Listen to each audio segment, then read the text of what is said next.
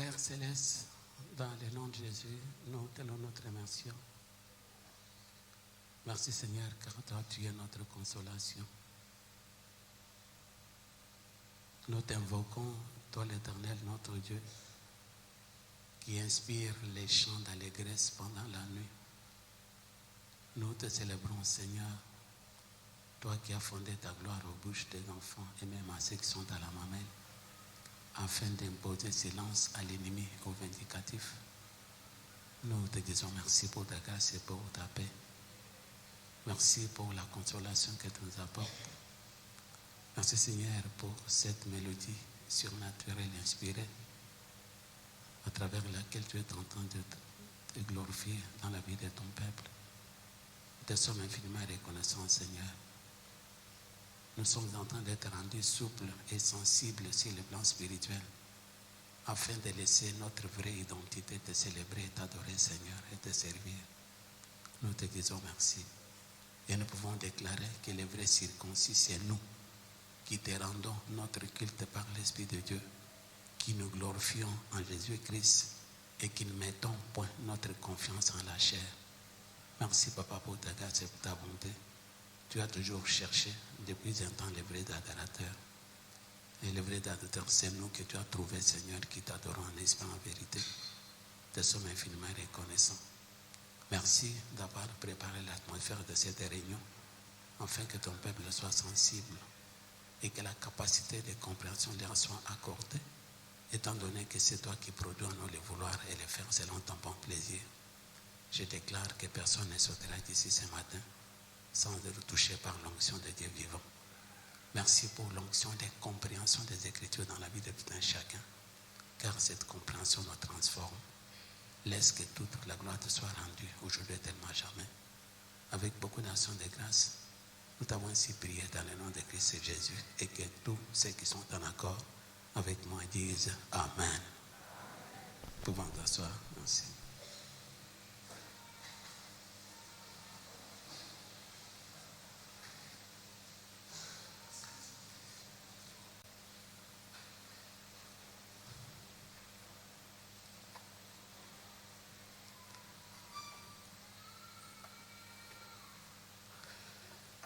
Soyez bénis.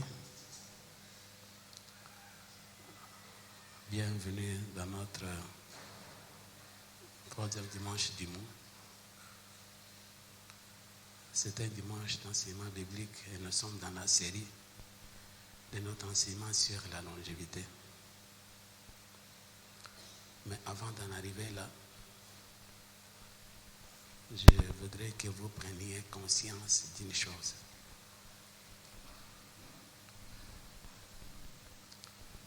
La promesse de l'Église nous a été faite par Jésus-Christ lui-même lorsque l'apôtre Pierre a reçu la révélation de qui Christ était. Après avoir posé la question aux disciples, chacun répondait à sa manière. Les autres disent que tu es Élie, les autres l'un des prophètes. Et puis Christ retourna la même question aux disciples. Mais vous, qui dites-vous que je suis? À cette question, la Bible nous révèle que seul Pierre a élevé sa voix. Il a déclaré que tu es le Christ, les fils du Dieu vivant. Les Christ, les fils du Dieu vivant. Réponse à laquelle Christ répliqua, tu es heureux, Simon, fils de Jonas, car ce ne sont pas la chair et les sangs qui t'ont révélé cela, c'est mon Père qui est dans le ciel. Et je déclare que tu es Pierre, sur cette pierre je bâtirai mon église. Jusque-là, bâtir l'église était une promesse. Mais quand est-ce que cette promesse est devenue effective? C'est un jour. Quel jour? Les jours de la résurrection. Les jours de la résurrection. Romains, chapitre 1, verset 4, la Bible dit, il fut déclaré fils de Dieu avec puissance par l'Esprit de sainteté lors de la résurrection d'entre les morts. Si Jésus-Christ n'était pas ressuscité des morts, il n'allait pas être fils de Dieu. C'est à travers la résurrection qu'a déclaré le fils, déclaré fils de Dieu avec puissance. Bien-aimé, c'est le début de l'Église. Alors, sans la résurrection de Christ, dit la Bible, notre évangile est vain et notre foi l'est également. Si nous pouvons avoir la foi aujourd'hui en Christ, c'est simplement Dieu a ressuscité Jésus d'entre les morts. Mais pendant que toutes ces choses s'est passées, toi et moi, même biologiquement, nous n'étions pas encore venus à l'existence. Mais comment nous le savons aujourd'hui? Aujourd'hui, nous le savons parce que cela a été mis par écrit pour nous. Comprenez que ces deux aspects sont très, très importants dans notre marche chrétienne. La résurrection de Jésus-Christ, qui est le fondement de notre foi. Deuxièmement, les promesses que Dieu nous a faites. Bien-aimés, sans les promesses, il n'y a pas la vie chrétienne.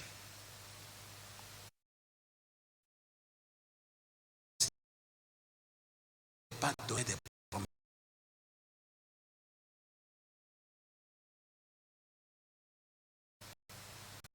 C'est pourquoi la Bible cette foi n'est pas suspendue à un fil. Souvent, je vous dis, Dieu ne peut pas te demander la foi là où il ne t'a pas fait une promesse. Si Dieu nous demande de la foi, c'est simplement parce qu'il nous a fait des promesses. Les promesses, c'est les paroles écrites dans la parole du Seigneur pour notre intention. C'est à travers ces paroles que nous devons avoir la foi si nous voulons vivre la vie chrétienne. C'est pourquoi nous devons comprendre ces principes. La vie chrétienne est fondée, 1, sur la résurrection de Christ Jésus, 2, sur les promesses. C'est la raison pour laquelle nous quittons nos maisons pour venir ici. Qu'est-ce que nous venons chercher? Voir un homme, entendre un homme? Non. Tout ce que nous recherchons, c'est un instrument que Dieu peut utiliser pour nous communiquer les promesses, nous donner la compréhension des promesses déjà mises par écrit pour nous dans la Bible. Parce que ce qui est censé transformer ta vie, ce sont les promesses que Dieu nous a faites. Et si nous avons foi dans ces promesses, nous allons progresser dans notre marche spirituelle. La marche spirituelle, c'est une marche de progrès. Nous devons aller de progrès en progrès. Mais ce qui peut nous amener à un niveau nouveau de progrès, c'est les promesses que Dieu nous a faites dans la Bible, traitant un domaine de l'existence. C'est pourquoi lorsque nous venons dans l'église, nous devons y venir avec un seul principe, un seul objectif. Et nous pouvons trouver ceci toujours dans les Écritures. C'est ainsi que nous allons commencer aujourd'hui par la référence de Ecclésiaste, chapitre 4, verset 17. Que je vous demande de lire dans la Bible. Ne regardez simplement les écrans, mais regardez votre Bible. Je vous dis souvent, les écrans vont rester ici, tu vas retourner chez toi avec ta Bible. C'est bien de lire dans la Bible que sur les écrans. Si c'est ta Bible, tu sauras c'est à gauche ou bien à droite, à la fin ou bien au milieu, au début ou bien au milieu. Donc c'est pourquoi nous avons tout intérêt d'avoir la Bible avec nous lorsque nous venons dans la présence du Seigneur. Ecclésiaste chapitre 4 verset 17. Voilà ce qui est conseillé dans la parole du Seigneur. On attire notre attention sur un fait. Ecclésiaste chapitre 4 verset 17. Est-ce que chacun de nous a trouvé cette référence dans la Bible? Ecclésiaste chapitre 4, verset 17. Proverbe, psaume, proverbe, Ecclésiaste. Ce sont des voisins. Ecclésiaste chapitre 4, verset 17. Chacun doit lire pour lui-même cette référence, surtout dans ta Bible, pas sur les écrans. À moins que tu sois venu aujourd'hui pour la première fois que tu n'as pas la Bible, mais chacun de nous doit lire dans la Bible. Est-ce que tu as trouvé cette référence dans ta Bible? Tu as trouvé? Alors, ensemble, nous lisons. 1, 2, 3. Prends garde à quoi?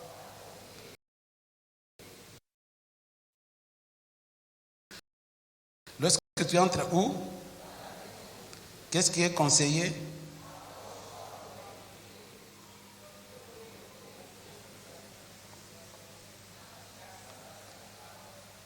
Même les enfants de l'école maternelle ne peuvent jamais faire une telle lecture. Lisez comme des grandes personnes instruites. Nous reprenons la référence. 1, 2, 3.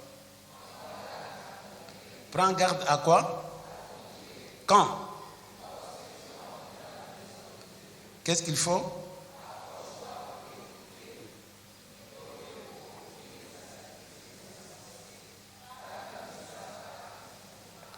Approche-toi pour faire quoi? Plutôt que... D'après cette défense, vous comprendrez que ce qui implique Dieu, ce n'est pas les offrandes. Tu ne peux pas venir dans l'église rien que pour donner l'offrande. Oh non, comme j'ai m'a dit maintenant, quand je dois aller à l'église pour aller payer ma dîme. Non, ce n'est pas ce que ça veut dire que approche-toi pour faire quoi? Écouter. Écouter quoi? Écouter la parole qui est enseignée. Écouter la parole qui est prêchée, parce que c'est cette parole qui est censée transformer ta vie. Tu dois prendre garde. Comme je l'expliquais vendredi, ici, voilà ce que le Seigneur avait déclaré. Pour le Seigneur, ce n'est pas question de faire.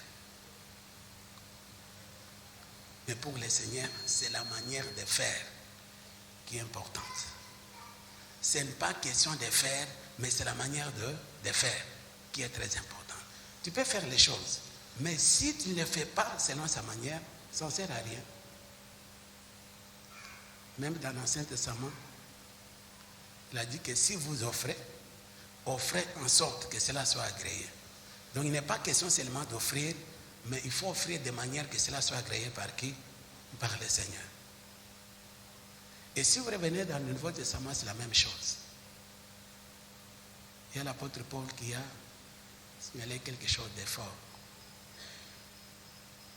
Ceux qui courent dans les stades courent tous, mais un seul remporte les prix. Courez de manière à remporter. Ce n'est pas question de courir, mais il faut courir de bonne manière. Donc ce n'est pas question de faire, mais c'est la manière de faire qui est très importante. L'apôtre Paul parle également à Timothée, lui disant que l'athlète n'est couronné que s'il a combattu suivant quoi? Les règles. Dans ce roman, il y a des règles, il y a des principes. Si vous ne faites pas les choses selon la manière, selon les règles, c'est en vain. C'est pourquoi la Bible elle-même déclare, Dieu est celui qui produit en nous les vouloir et les faire. Comment? Selon son bon plaisir. Si nous ne faisons pas selon Dieu, c'est en vain. Donc, en entrant, on te signale que lorsque tu entres dans la maison de Dieu, prends garde à ton pied. Approche-toi pour écouter que pour donner quoi? Faire des sacrifices. Ce n'est pas le sacrifice qui touche le Seigneur. Ce qui touche le Seigneur, c'est quoi? L'écoute de ce qu'il a à te dire. C'est ainsi, quand nous venons ici, la chose la plus importante pour laquelle nous sommes venus, c'est les promesses. Bref, la parole que Dieu nous adresse dans sa parole. Quand nous venons avec l'intention de comprendre ce qui a été soit prêché, soit enseigné, et qui est censé transformer notre vie. Tu peux tout oublier, mais quand tu sors avec une ou deux références que tu as bien compris, qui a touché ton cœur, que tu as planté dans toi disant que ça c'est la parole. Et chaque fois que tu viens dans l'église, cherche seulement à accumuler des références bibliques, tout en sachant que c'est ça ma vie, c'est ça mon espérance, c'est ça mon espoir de la marche chrétienne. faites attention à ton pied lorsque tu entres. Approche-toi pour écouter que pour faire des offrandes des insensés. C'est pourquoi je me suis résolu, je me disais, quel que soit ce que je puis transmettre comme connaissance. Mais mon objectif est que chacun sorte avec une ou des références qui a saisi son cœur.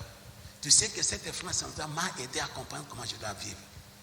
Comme depuis déjà 3 semaines, je vous ai montré dans la Bible une référence qui nous lance un défi à notre vie chrétienne. Cette référence se trouve dans Philippiens chapitre 1, verset 28. Ça, tu ne peux pas ignorer, même si on te réveille à 1h du matin. Quelle est la référence qui te lance un défi dans la marche chrétienne? Philippiens chapitre 1, verset 28. Qu'est-ce qu'il dit? Sans vous laisser aucunement effrayer par les adversaires. Un enfant de Dieu ne peut pas se laisser faire peur par les adversaires. Le travail des adversaires est de nous faire peur. Mais la Bible dit, sans nous laisser aucunement effrayer par les adversaires. Pour ne pas se laisser effrayer par les adversaires, nous devons avoir une vie qui est fondée sur les promesses. Répétez.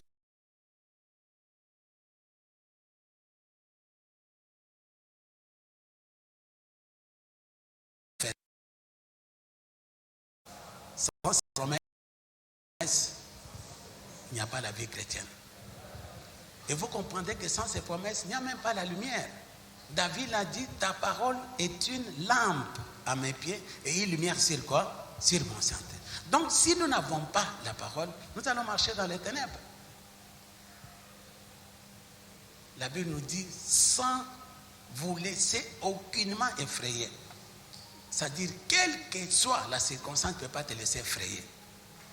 L'ennemi étant vaincu, dépouillé par Jésus-Christ, tout ce qu'il fait aujourd'hui, c'est la rise. Il cherche à nous faire peur devant certaines situations. Quand ça vient, tu commences à trembler. Il a dit, ah, là, il est perdu. Non, on croyait qu'il est fort. Maintenant, il tremble devant cette épreuve. Donc, il ne connaît pas en qui il a placé sa foi. Comme Paul l'a dit, je sais en qui j'ai cru. Donc, ce sont les promesses qui sont censées nous fonder dans notre marche. Nous fonder dans la foi. De faire de nous des hommes et des femmes inébranlables, qui ne tremblent pas, quel que soit ce qui arrive. Bien aimé, la pire des choses, c'était la mort de Christ. Mais comme la mort n'a pas retenu Jésus dans la tombe, quelle que soit la situation que tu vas traverser, la solution est déjà là. C'est pourquoi tu ne peux pas trembler non plus. Comme je le disais tout à l'heure, nous sommes dans la série de notre enseignement sur la longévité. Mais l'aspect de la longévité que je vais traiter aujourd'hui s'intitule « Comment entrer dans le repos de Dieu ». Comment entrer dans le repos de Dieu. Comment entrer dans le repos de Dieu. Jésus-Christ, il est le seul dans le Nouveau Testament qui nous a lancé cet appel. Appel au repos. Mais comment y entrer? Comment entrer dans le repos de Dieu? Vous verrez dans la Bible le mot repos un peu partout, que ce soit dans l'Ancien comme le Nouveau Testament, on parle de repos. Mais le repos auquel nous faisons allusion ce matin, ce n'est pas le repos de sabbat que Dieu avait donné aux enfants d'Israël. Selon la loi, vous allez travailler 6 jours, mais le 7e jour, c'est le jour de repos. Ce n'est pas de ce repos-là que nous parlons ce matin. Le repos de Dieu n'est pas relatif à l'inactivité. Parce que pour eux, ne portez aucun fardeau, ne travaillez pas, reposez-vous. Ce n'est pas de ce repos-là que nous traitons. Ce n'est pas de ce repos que Christ nous a lancé l'appel. Mais c'est un autre repos de Dieu dont nous cherchons ce matin à comprendre. Comment entrer dans ce repos de Dieu? Et la première écriture, pour ce terme, nous allons lire 1 Roi, chapitre 8, verset 56. 1 Roi, chapitre 8, verset 56.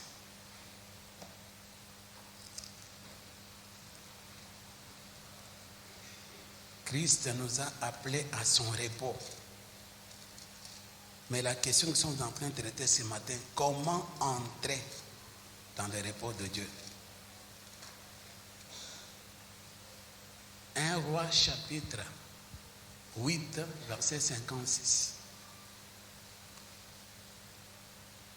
1 Roi chapitre 8, verset 56. Comment entrer dans le repos de Dieu? Est-ce que tu peux parler à ton voisin? Regarde ton voisin, dis-lui, voisin, veux-tu entrer dans le repos de Dieu? Nous sommes en train de voir comment y entrer. 1 Roi chapitre 8, verset 56. Vous avez trouvé la place? Chacun dans sa Bible, ensemble nous lisons 1, 2, 3. Béni soit l'Éternel qui a donné du repos à son peuple d'Israël, selon toutes ses promesses. On s'arrête là, selon toutes. Béni soit l'Éternel qui a donné du repos à son peuple d'Israël.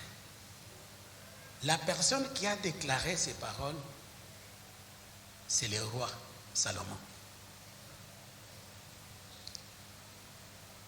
Sur les règnes en Israël, tous les rois qui ont régné sur Israël, Salomon est le seul roi qui a régné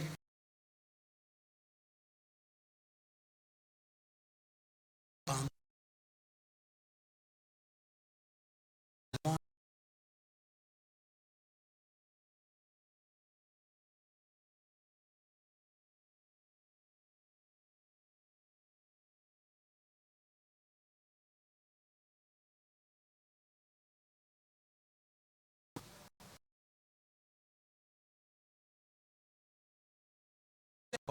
de la guerre.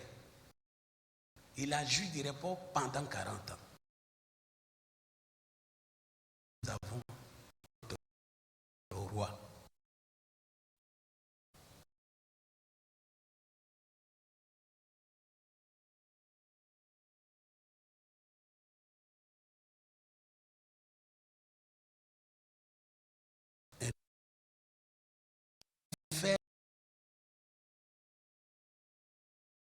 Il a régné 40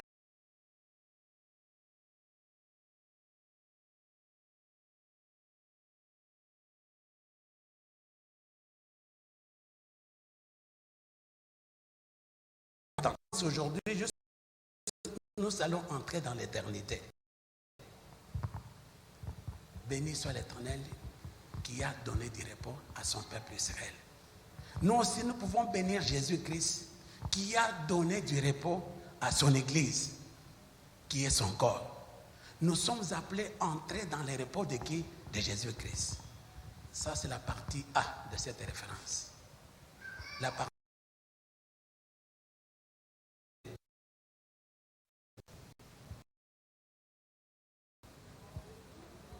lisez à haute voix, je n'entends rien.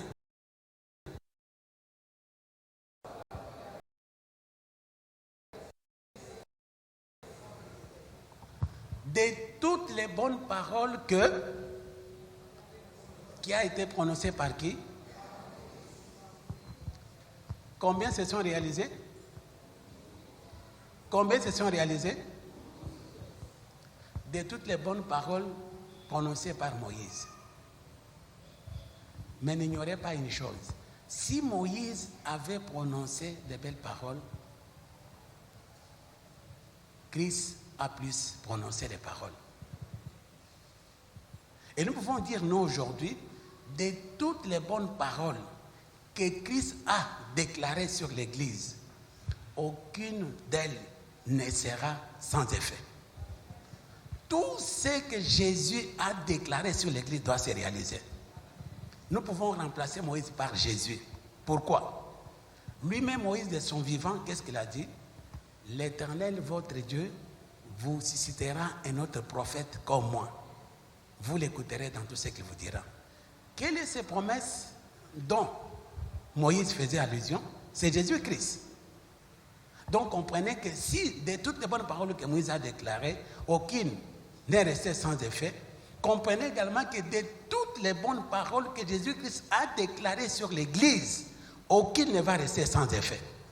S'il a déclaré que je vais emporter les maladies et les infirmités, eh bien nous devons croire qu'il a emporté quoi, les maladies et les infirmités. Et nous devons marcher dans la santé divine parce qu'il a dit que lorsqu'il viendra, c'est lui qui va emporter. Et réellement, il a emporté les maladies et les infirmités.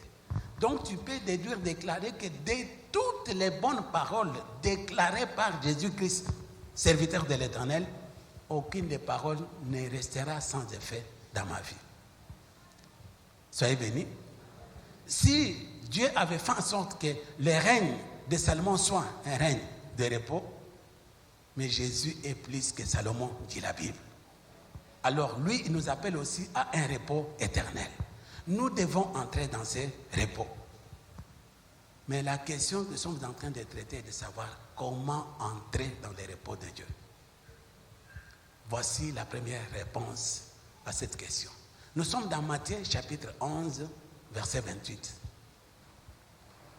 Matthieu chapitre 11, verset 28.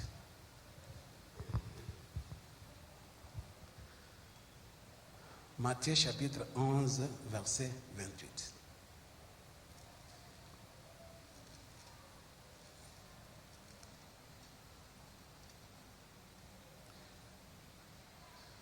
De toutes les bonnes paroles que Jésus a déclarées sur l'Église, aucune ne restera sans effet. Tout ce que Jésus a déclaré sur ta vie doit se réaliser. Tout ce que Jésus a déclaré sur ma vie doit se réaliser. C'est question simplement d'avoir foi dans ce qu'il a déclaré. Matthieu chapitre 11, verset 28. Est-ce que vous avez trouvé la place? Ensemble, nous lisons 1, 2, 3. Venez à moi, vous tous qui êtes fatigués et chargés, je vous donnerai du trouble. Je vous donnerai quoi? Qui a fait cette promesse? Ne ferme pas ta Bible. Venez à moi, vous tous qui êtes chargés, fatigués, chargés, je vous donnerai quoi? Du repos. Mais nous voulons savoir par où passe ce repos. Nous ajoutons le verset 29 du même chapitre. Qu'est-ce qu'il a dit au verset 29? Prenez mon joug sur vous et recevez mes instructions, car je suis doux et humble de cœur, et vous trouverez du repos pour vos âmes. Remarquez que les repos dans lesquels Jésus nous appelle, ce n'est pas un repos de sabbat, mais c'est un repos pour notre âme. C'est-à-dire quoi? Je mène une vie chrétienne privée des inquiétudes.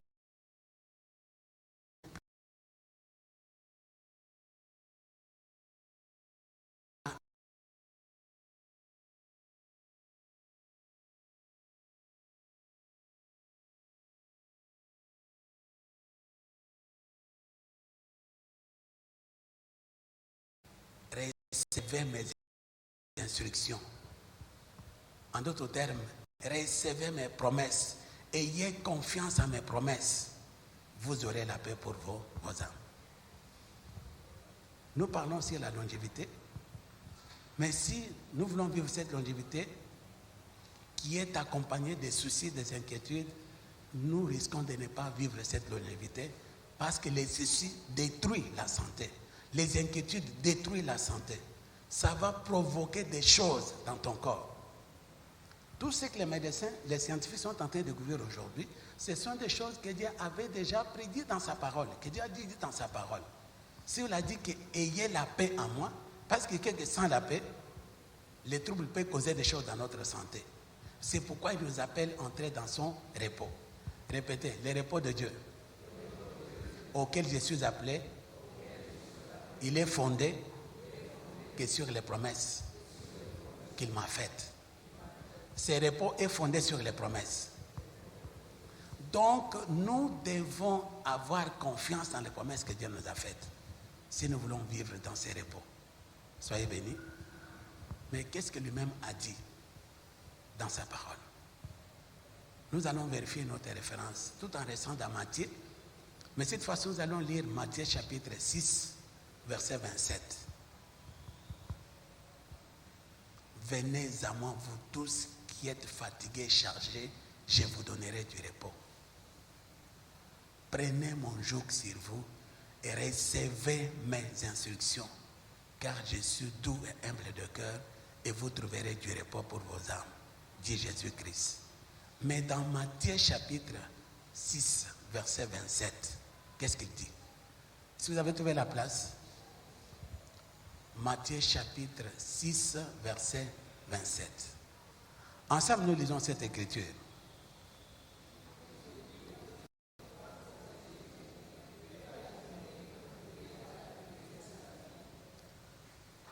Je n'ai rien entendu.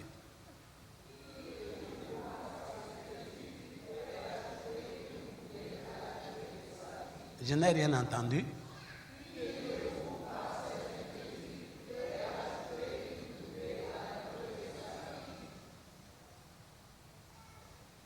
Il y a un point, c'est quel genre de point? Point final, bien point d'interrogation. Bon, réalisons encore la référence.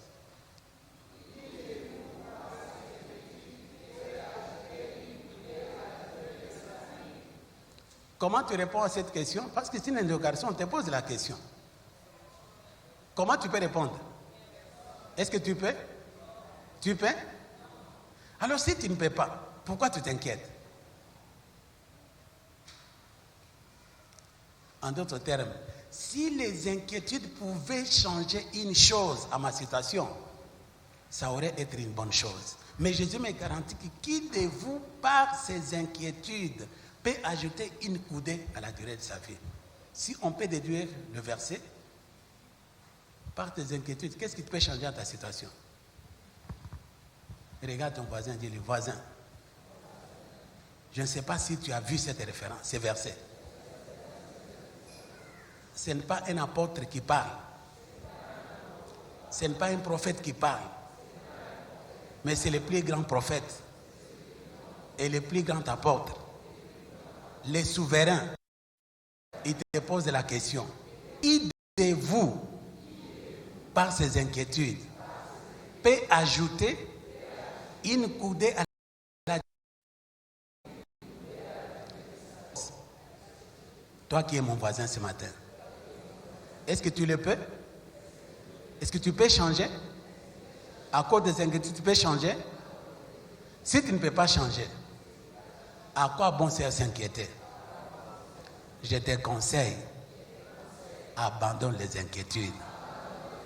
Tu es en train de te suicider toi-même. Tu es en train de te donner la mort. Tu es en train de creuser ta propre tombe.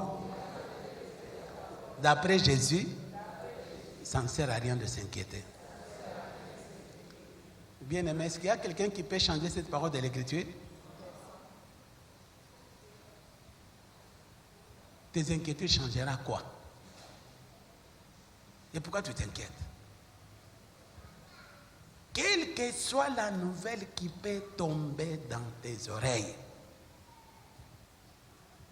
tu n'as pas à t'inquiéter. Si tu t'agites, cela prouve que tu n'as rien compris de toutes les bonnes paroles que Jésus a déclarées sur toi. Si de toutes les bonnes paroles que Jésus a déclarées sur toi, tu en as conscience, tu ne peux aucunement t'inquiéter. Aucunement t'inquiéter. Parce que les paroles qu'il a déclarées, c'est les paroles de vie, c'est les paroles d'espoir, les paroles d'espérance, les bonnes paroles qui sont censées te donner la force. Tu as déjà essayé depuis ta naissance jusqu'à aujourd'hui. Même maintenant, je ne sais pas quelle situation tu traverses. À force de t'inquiéter, ça a changé quoi? Et si ça ne change rien, pourquoi tu continues à t'inquiéter? L'impression que vous donnez, que parfois les situations que vous traversez, Jésus lui-même les ignore. Celui qui il nage sur la terre. Si tu as réellement confiance en lui, tu ne peux pas t'inquiéter devant une situation. Soyez bénis. Face à cette référence, à savoir Matthieu chapitre 6, verset 27, tu vas continuer à t'inquiéter. Est-ce que tu peux les déclarer aujourd'hui? Aujourd'hui et maintenant même, face à Matthieu chapitre 6, verset 27, abat les inquiétudes dans ma vie, abat les soucis dans ma vie, abat les stress dans ma vie, car ils ne peuvent rien changer. Comme ça ne change rien, ne t'inquiète pas, ne te détruis pas, ne t'empoisonne pas. Les soucis, les inquiétudes, ce sont des empoisonnements dans ton corps. Ne t'empoisonne pas. Et l'assurance dans le Seigneur. Voilà ce que Jésus ajoute. Cette fois-ci, nous allons lire Jean. La meilleure des choses que tu peux recevoir dans l'église, ce sont des références bibliques. Il faut écrire, il faut noter, il faut colorer si c'est dans ta Bible. Tu te dis, ça c'est pour moi. Jean chapitre 16, verset 33. Jean chapitre 16, verset 33. Quand tu sors avec 2 ou 3 références qui a retenu ton attention. Tu dis, ça je comprends. Comme aujourd'hui avec Matthieu chapitre 6, verset 37, abat les inquiétudes pour toujours. Quelle que soit la situation, dis-toi, je refuse de m'inquiéter. Je refuse de me soucier. Je me refuse de me stresser devant ces situations. Pourquoi? De toutes les bonnes paroles que Jésus a déclarées sur moi, aucune ne restera sans effet. Toutes vont se réaliser. Jean chapitre 16, verset 33. C'est pourquoi tu ne peux pas venir dans l'église, mon frère, ma soeur, sans Bible. Tu ne peux pas. C'est là où nous trouvons les paroles de vie dans la Bible. Les paroles de consolation. Les paroles de progrès, de succès, c'est dans la Bible. Tu ne peux pas venir dans l'église sans Bible. Ecclésiaste nous a parlé ce matin que prends garde à ton pied lorsque tu entres dans la maison de l'Éternel. Approche-toi pour écouter que pour offrir des actes des insensés. La Bible dit tu fais mal.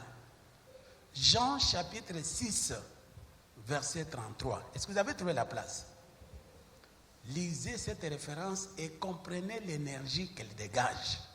Jean 6, très bien. Jean chapitre 7, verset 33. Le 33 là, c'est le dernier verset du chapitre 16. Vous avez trouvé la place? Dans la Bible, nous lisons 1, 2, 3.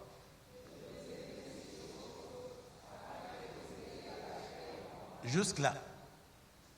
Je vous ai dit ces choses afin que vous ayez la paix. Selon la formulation de ces versets, je vous ai dit ces choses, les choses dont Jésus parle, on dirait que ce sont les choses qui précèdent ce qu'il vient de dire. Mais si vous lisez ce qui précède, ça n'a rien à voir avec le verset. Mais il commence par dire, je vous dis ces choses. Jésus commence par nous dire les choses, de telle sorte que nous ayons la paix en qui? En lui. Et quelles sont ces choses que Jésus est en train de nous dire? Maintenant, nous allons terminer avec les versets. Nous reprenons d'abord. Je vous ai dit ces choses, pourquoi? Afin que vous ayez les troubles à moi. Afin que vous ayez les soucis à moi. Afin que vous ayez les inquiétudes à moi. Afin que vous ayez des stress à moi. Afin que vous ayez quoi? Bon, quelles sont ces choses qui sont censées donner la paix? Qu'est-ce qui nous avertit? Lisez.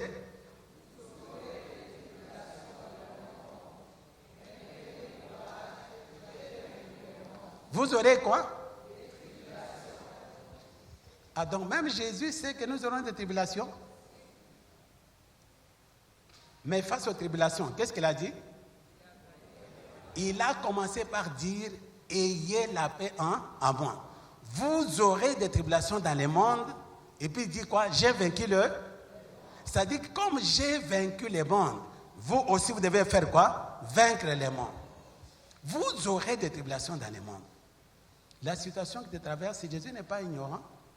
Il en connaît très bien. Il est le premier à dire, vous aurez des tribulations dans le monde. Par tribulation, vous devez comprendre quoi? Tribulation peut s'expliquer comme adversité. Tribulation peut s'expliquer comme épreuve physique ou morale. Tribulation peut s'expliquer comme ennui, comme peine. Jésus sait que nous aurons ces choses dans le monde. Mais qu'est-ce qu'il dit? Ayez la paix en moi. C'est lui qui est entré dans le repos de Dieu, se repose, il est en paix. Quelle que soit la situation, il est en paix. Soyez bénis. Répétez, quelle que soit la situation. Jésus me dit, la paix en moi. Et la paix en moi. Pourquoi en moi?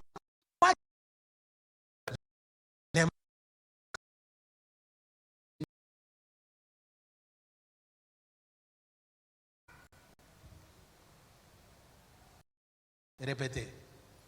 Il est dans sa parole. J'ai pu le voir qu'à travers ses promesses. Quand je vois ses promesses, je vois Jésus. Qu'est-ce qu'il a dit? Ayez les troubles en moi, bien ayez la paix en moi. Mais toi, tu es la paix en qui? Comprenez que la paix de Dieu n'est pas liée au matériel. Ce n'est pas une paix qui est liée à l'argent. Pour le monde, tu peux avoir la paix quand tu sais que non. C'est que j'ai Dieu là, en tout cas, je puis vraiment trouver des solutions à toutes les choses qui sont en train de traverser. Là, tu as la paix. Ce n'est pas de cette paix-là que Jésus parle. La paix où lorsque tu n'as rien, tu manques de tout. Tu ne sais même pas qu'est-ce qu'il faut mettre sous la dent. Mais malgré ça, tu as la paix en qui? En Jésus-Christ. Pourquoi je peux manquer de tout et puis avoir la paix? Parce que j'ai une promesse. Je ne te délaisserai point, je ne t'abandonnerai point. Est-ce que vous savez qu'il est notre pourvoyeur? C'est pourquoi il dit, ne vous inquiétez pas ni pour notre nourriture. De quoi allez-vous manger? De quoi allez-vous vêtir? La Bible dit, ce sont des païens qui recherchent des choses. Le Dieu votre Père sait que vous en avez besoin. C'est pourquoi je dois avoir la paix en qui? En Jésus-Christ. Et répétez, Jésus m'appelle. Entrez dans son repos. Mais son repos est conditionné que par les promesses. Il commence par me défendre certaines choses. Entre autres, les inquiétudes, les soucis, les stress. Je ne peux pas. Ces choses ne changeront rien à ma situation. C'est pourquoi je dois avoir la paix en qui? En lui. Est-ce que tu peux dire à ton voisin, Jésus n'ignore pas ta situation. Il la connaît trop bien. Mais si tu veux la solution, aie la paix en lui. Si tu as la paix en lui, il va faire de ton problème, son problème. Il va s'en charger parce que c'est lui qui a dit, ayez la paix en moi. Avant de prier par le Seigneur, tu es celui qui m'a dit, ayez la paix en moi. Seigneur, maintenant que j'ai paix à toi, montre-moi que je peux te faire confiance pour avoir la paix en toi. Il va changer la situation parce qu'il est Dieu. J'ai parlé ce matin avec les bien-aimés. Il y a certaines vérités parfois qui nous échappent. Vous ne voyez pas les choses. Même si ton problème a pris des temps, il a pris des racines, il ne peut pas échapper au contrôle du Seigneur. Souvenez-vous de l'histoire de la création. La Bible dit, la terre était devenue comment? Informe et vide. Et l'Esprit de Dieu s'est mové au-dessus de... D'accord? Est-ce que Dieu peut créer quelque chose qui était informe? La terre était vide à la création. Ça veut dire que la terre était devenue informe et vide. Là, c'est lorsque maintenant, l'ennemi de toute vérité a été jeté, il a tout détruit. C'est pour faire comprendre, même Dieu lui-même, il était assis sur un chaos. Ce qu'il avait créé a perdu des formes, c'est devenu comment? Vide. Alors, c'est une situation. Et pour changer les choses, qu'est-ce qu'il a fait? Il a pris la décision. Sachant comment il avait fait venir les choses à l'existence, il a pris la même procédure. Que la lumière soit. Que dit la Bible? Ça, c'est le premier jour. Mais avant que cela soit, après d'avoir déclaré que la lumière soit, et la lumière fut, la Bible dit, il y eut un soir, et lui un matin. C'est fut le premier jour.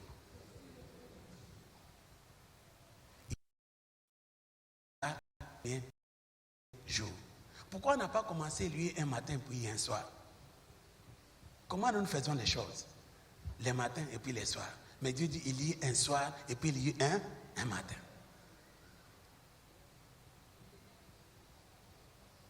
Est-ce que vous comprenez? C'est pour vous dire quoi? Même si on est venu à la première de France, répétez, la lumière est sortie du ténèbre. Tu n'as pas compris. Répétez, la lumière est sortie du ténèbre. Là où il y avait les ténèbres, c'est déjà fait sortir quoi? Là où il y a la nuit, c'est là où l'aurore va paraître. Quelle que soit la situation que tu traverses, tu comprends? Quelle que soit l'obscurité dans laquelle tu te trouves, je te dis qu'un matin va paraître dans ta vie. Donc, ne laisse pas l'obscurité emporter la situation. Dis toi-même, dans cette obscurité, la lumière va paraître. C'est comme ça que la lumière vit. La lumière est sortie d'où? Des ténèbres.